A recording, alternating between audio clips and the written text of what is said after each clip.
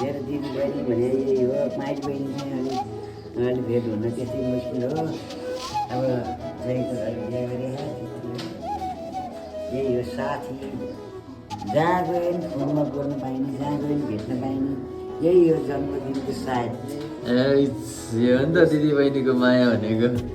फेरि पनि अति नै माया गर्छ। अब मेरो पनि अब म गएर गयो भने मेरो छोराछोरीले माया पनि राखोस् है।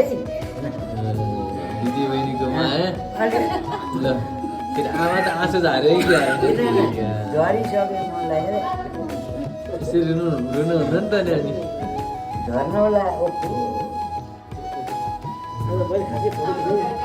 दिदीबहिनीको माया। बजाउँदै आएको अनि चमाले के भन्न चाहनुहुन्छ?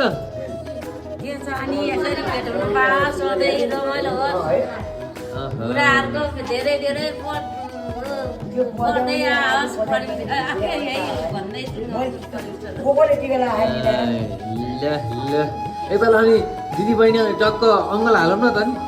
उसले हाल्दैन, म त कहिले हाल्दिनँ। ल छोरो त्यो कान्छी चमा भनेर चिनिया छ होला नि है। अनि यही हो अब सबै अब माया भन्ने कुरो मलाई कान्छी आमा हो नि, हाम्रो नि आमा हो नि।